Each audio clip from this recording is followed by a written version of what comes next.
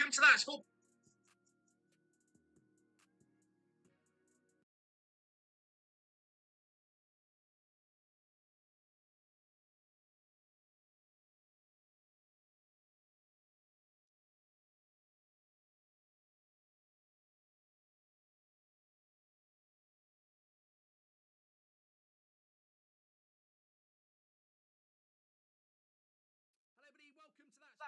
I'm Bridge, and this is your latest football transfer news, and we're starting with Arsenal because it's deal done for Victor Gyökeres. He will be an Arsenal player. That little stalemate from last week appears to be over.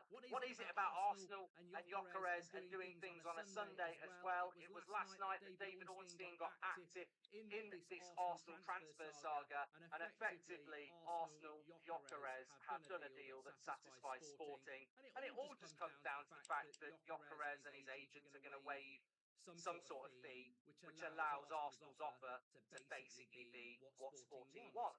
Arsenal don't pay what Sporting want, but the money comes in a different way. So amicable, grown-up, mature, and ultimately everybody gets what they want. It's a little bit of a shame that it ends sourly with Gyökeres and Sporting after what has been a great relationship, but this is football, this is how it works. Gyökeres gets moved, Arsenal get their striker, and I think that's the big thing really here. There may well be bigger transfers to come in this summer transfer window. We'll talk about Chelsea in a moment, but let's talk about what this means for Arsenal, because this is a striker. This is a striker that we've spoken about on this channel, and many people have spoken about plenty of times over the last 2 years. Arsenal need a striker. Speaking to Arsenal fans last year, many of them felt it was a disgrace that they didn't get that striker last year, and if they'd had it, maybe a semi-final in the Champions League could have been a final or better. Maybe they would have been closer to Liverpool. So they had to do this. It's taken too long in relation to, they should have had one last year. They've now got one, but what a striker they have. I mean, look, I would love this player at Manchester United. I'd have took him every day of the week. He's a player that Amorim built in that Sporting system, and he will be the main man for Arsenal. He's got to play every week. He's got to get service, and I think he will. And I think that where people say there's limitations to his game, I've heard people talk about him being like Lukaku. I've heard people say he's going to flop the Portuguese league, like Darwin Núñez. I think that underestimates and devalues what Gyökeres has done. He should have won the European Gold Boot. It's only because this stupid rule about, your goals only count for one. If you're in the top 5 league, it counts as 1.5 and get it to Mbappe. I think he's got a great opportunity to come into Arsenal. I look at the amount of balls that get put into that box, especially by people like Saka, that strikers does go for, to have one. I think if Arsenal service him with really good chances a game, he's going to score a lot of goals. That might be 5 in that range. But if they give him 3 good chances a game, what you expect, Haaland thrived going into the last season, then he'll score goals because he's got a wonderful shot, he's very powerful, he's very quick, he can carry the ball, he can handling from play. People talk about he takes penalties and this, that, and the other. It's irrelevant.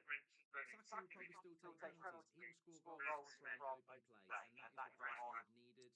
Of course, there's going to be people that hope that he flops, but this is the signing, in a way, that the signing at the start of the summer that you said, if you give Arsenal one player, this is the player that should push them closer to the title. There will be an expectation that Arsenal winning the league now would be massively offensive to the likes of Chelsea and Liverpool and potentially Man City, because they've had good summers as well. But it takes Arsenal to that next step. It gives them what they need. Do you think he'll be successful? Honestly, I would have preferred them successful. I think Arsenal with Gyökeres is about as good as it gets in relation to what the market's there. And I think it makes it very, very interesting. And of course, Arsenal aren't going to stop there. Mascara, centre-back's going to come in. There's still talk of Eddie. There's talk of Bayern Munich taking Trossard, which gives them more money. So Arsenal have to stop there. They already have Mendy. Madueke's going to get announced today. Norgard's there. It's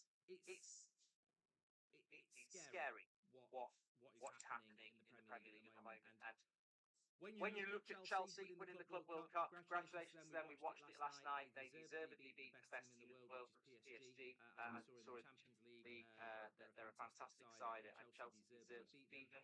Very much reminded me of the way Crystal Palace won the FA Cup. It's not part of the buzz. It's defend well. It's be effective when you get your chances, and they comprehensively won the game. But that's a Premier League side showing teams you can beat PSG. That's a Premier League that wasn't in the Champions League last year. That's a Premier League side that's in the top four, not in the title race yet. Now Chelsea's aspirations are to win the Champions League and to win the Premier League again, and they're definitely on the trajectory to do that. But you look at what they're doing in the market. You look at what Arsenal and Liverpool are doing in the market. We know about Manchester City. It's interesting that Florentino Perez and co wanted a Super League to benefit the likes of Real Madrid and Barcelona. We now have a Super League, and it's benefiting the Premier League massively. I mean, look at the money that Chelsea have made in the last 2 months. They're in the Champions League. That's going to guarantee them £100 million in revenue. They win this Club World Cup. It's nearly another £100 million in revenue. That's £200 million in revenue. Nobody in world football can deal with that. I mean, Chelsea could go and buy more players again. Like, it's not just Premier League, it's the Champions League. The Premier League clubs should start winning the Champions League on the regular now. Like, we have the best players, we have the best squads. Yes, PSG, Real Madrid, Barcelona can still compete to a certain level. But Barcelona really haven't added anything. It's one of the best teams in Europe. Look at what Arsenal have done, look what Liverpool have done, look what Chelsea have done, look what Man City have done. They're adding to teams from last year with 3, 4, 5, 6 players. And that's just going to continue. Is it a concern? I don't think we're going to see the Premier League of last year again. I think that the whole anybody can beat anybody is going to change the stronger the top four get, and they're going to get stronger every year. But they're not committing a price. If Chelsea haven't got in the top four and Villa have, they'd be in the same position. So I just think it's going to become increasingly difficult to compete with the 4 teams that keep getting the Champions League every year. And I think that's the plan for Arsenal, Chelsea, Man City and Liverpool. Give us your thoughts on that. In relation to Liverpool, by the way, just interesting story coming in this morning that the agents of Sesko have contacted Liverpool to gauge their interest in him. I mean, I cannot see Liverpool going for Sesko anyway, but I cannot believe that they would go for Sesko knowing that it was the player that Arsenal wanted second. I don't. I mean, strange things have happened, but I think Ekitike is the player to keep an eye on with Liverpool. I think Liverpool had that pre-season game yesterday. I think that marks them starting their season. And I think this week we will see Liverpool back in the transfer market, resolving the Luis Diaz situation, signing Guehi from Crystal Palace, and looking at the forward situation and moving Darwin Núñez on. I don't think they're going to go for Sesko. I think that we are going to see more and more deals now as teams go into their second week of the Premier League pre-season campaign. A lot of teams are going to be heading out on tour in about a week's time. So I think we will see more and more activity, of course. And I think that there has to be a reaction from the rest of the Premier League, because a lot of teams have still been very, very quiet. And I think that we're in for a very interesting Premier League title race. That doesn't mean somebody's not going to run away with it. I mean, how many summers have we got excited about, oh, it's such and such has done this. Doesn't mean that someone's not going to start the season like a train. I think the big question this morning is, can Chelsea win the Premier League? They've actually got a very favourable start to the season. I looked at their first 6 games, and there's not really a difficult game there. Like some people would say Man United, there's not really a difficult game there.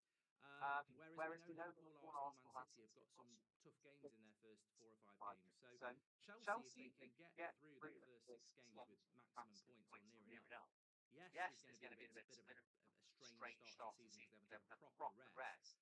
But momentum can do a lot of things. I think Chelsea winning the league is a step too far, but they've got to get a goalkeeper. I know Sanchez played well, but I think they need a goalkeeper. That's my point. Get your comments in. Make sure you smash a like and subscribe, and I'll speak to you on the next one. Hopefully a busy week ahead in the transfer window in the Premier League. Thanks for watching. Take care.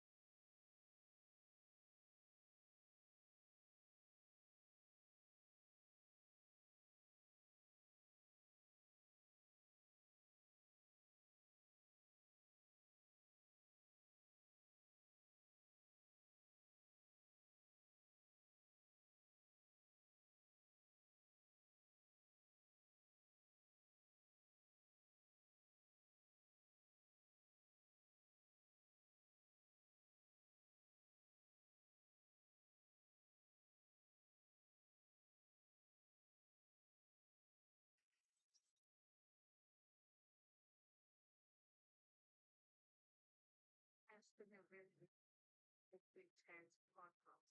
How the flights still doing. When I first started making videos, it was test when your business is eight kites in the going to face each other. Now tested to let these people podcast with this small. How is this fucking money not doing? You know what's as for your list, if this month, he still thinks this is 2014 or 2018 because you're not that guy anymore, bro. I'm sorry, you're not that guy anymore. You used to be that guy, but you're not that guy anymore. Casper your best is like the girl in high school who was caught in high school who's like fucking 34 with two kids, and she still thinks I get married somehow. No, bro. Nobody gets nervous around you. Nobody cares about you. I'm not taking for you anymore. You're not the guy. And you're trying to use these manipulation tactics talking about if they want advice, I can give them advice. But if this is how they want to walk again, walk on it, it's not going to work for them long term. That's what they said about him. They were saying that like he was being negative, and this negativity will take this podcast into. Then they're gonna have to bring subscribers on to he was wrong. He was wrong. And Casper Invest still podcast and streams and need them to get you. Oh, respect for nobody needs Casper Investigations. Nobody has to investigate. He thinks like the biggest achievement that makes you will have is him going to and do podcast. Well, you guys there's a plan to get relevant. Like in South Africa, if you don't have a marketing plan, just say Casper's name. The way they have audiences in fucking the UK, in Australia, whoever. If I check my analytics now, I have people watching me in Zoom, I have people watching me in Dubai, I have people watching me in the UK. Casper Invest is nothing to public on my channel. Like, no reason to get views. These guys are way following the new. If you think they need to mention your name to get views, let me tell you something. These guys are averaging like 5K viewers live when they upload a podcast live. So, and you will have 200 people watching you when you're playing games. That's a guy that's almost 40. And let me be honest with you, the speaking shit, bro. Nobody is trying to watch a grown ass man with a kid, with a kid and a wife play video games. It's cool because you're taxing your vest, but what's the long term plan? What's the long term plan? Are you going to be playing games, embarrassing your wife, day in, day out? Embarrassing your wife, day in, day out? How about you do? Maybe give you some career advice testing in it. Maybe fuck the games training scene. Maybe try to do training topics and things like that and invite the people celebrities. You have fucking Dave Chappelle's number. Bring people to your stream or something. Do something interesting. The drinking shit is cute because he tapped up and have 5 million views. And look at the ratio, 5 million followers. Look at the ratio. You have 5 million followers on Instagram and you have 200 people watching me play video games, my guy. Like the ratio is crazy to me. The ratio is crazy and you do not understand. This is a very important time of your career. You're fucking up and you don't even know it. This is a very critical time of your career. It's do or not. And he said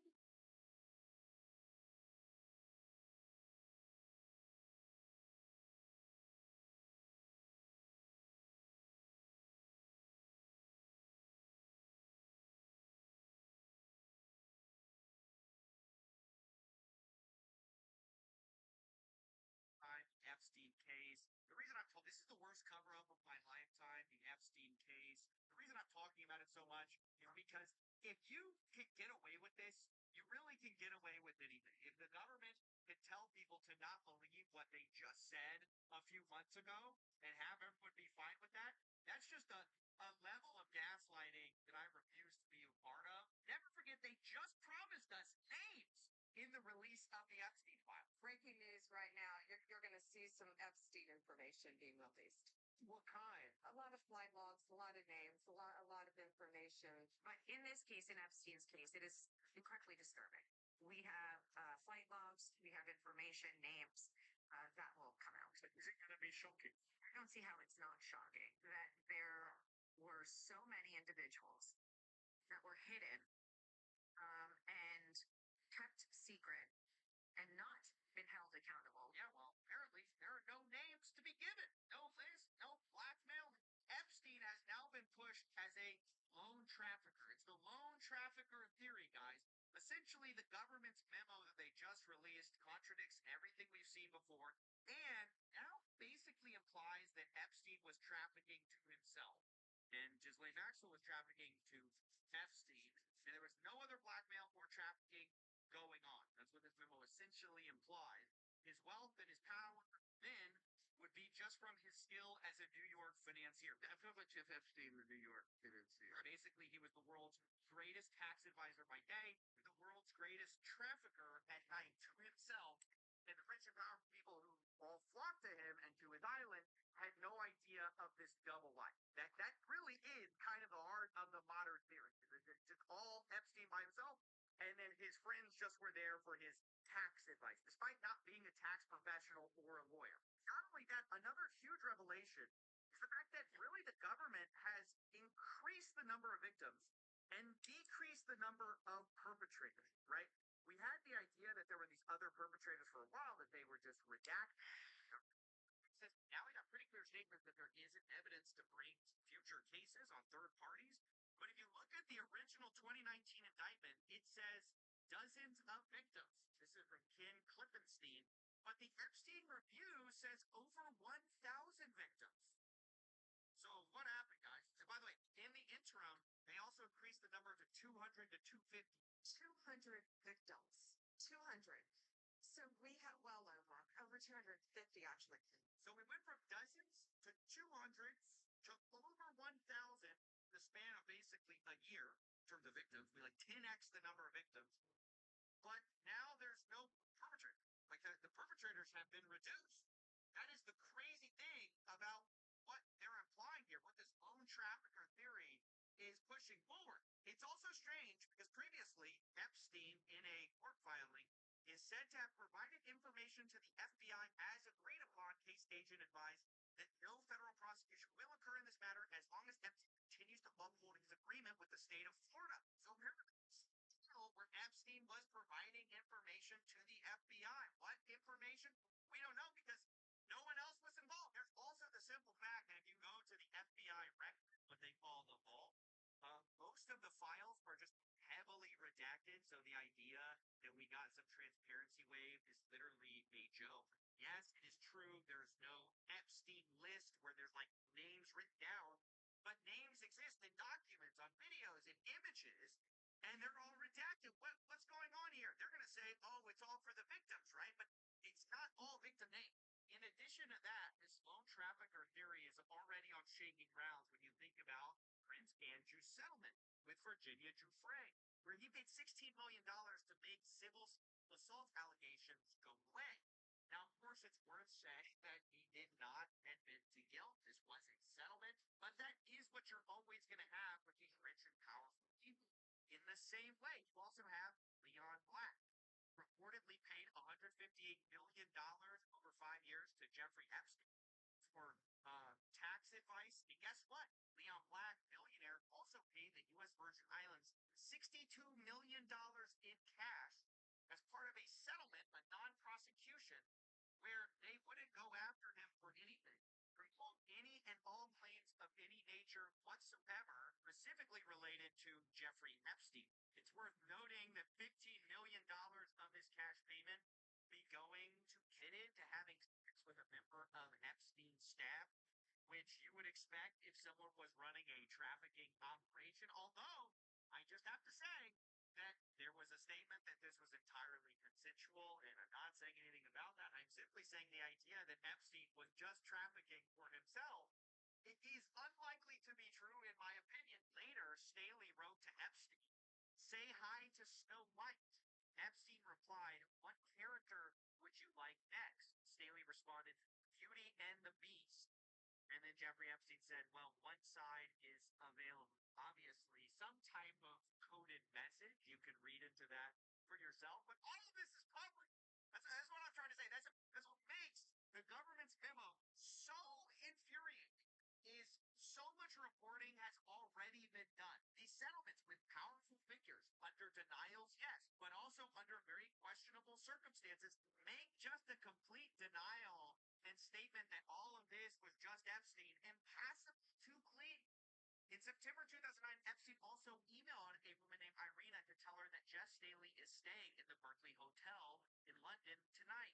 Staley emailed Epstein the next day to say, I should have taken your offer, according to the Times. There's also this book by one of the 60 Minutes correspondents called A Ticking Clock, where he says that he met with Ghislaine Maxwell. And he said, I want the tapes. I said to Maxwell at a table at Regency Bar, I know he was videotaping everyone. I want the tape of Trump with the girls. She didn't deny the existence of the tapes, but said, I don't know where they are. He apparently replied, ask Epstein, and she gave him a stern look and pointed a finger at my face. I'm the daughter of a press baron. I know the way you people think. If you do one side, you must do the other. If you get tapes on Trump, you have to do Clinton. Now, again, what you make of a third-hand source like this, talking to Ghislaine Maxwell, apparently doesn't deny that some of these tapes exist. Was she even telling the truth or just playing some game? Either way, this was all known about, not just by people after the fact, but allegedly by people during the fact. This is from Mark Epstein. It's sourced from Jeffrey Epstein. Quote, if I said what I know about both candidates, they'd have to cancel the election. That's what Jeffrey told me in 2016. So not even Jeffrey Epstein or Ghislaine Maxwell allegedly were claiming this was all just between them. They were constantly insinuating that there were compromising things on various powerful people. What's funny is that Trump himself, even before he was in a position to declassify this stuff, had accused other powerful people of doing these things. Bill Clinton, nice guy, got a lot of problems coming up, in my opinion, with the famous island. It's really a cesspool, this whole issue that it just asked Prince Andrew. You also have the fact that Jeffrey Epstein was in touch with other convicted criminals. Larry Nassar, he was writing letters. So the idea, once again, that he would just by himself, off by himself, doing things on his island by himself, and then taking calls with people like Bill Gates, philanthropic advice, really pushes the bounds of belief. Don't forget, a close associate of Bill Gates was named a fallback executor on the will of Jeffrey Epstein, which he, by the way, said he was shocked by and deeply regrets meeting Epstein. Bill Gates has said similar things to that effect.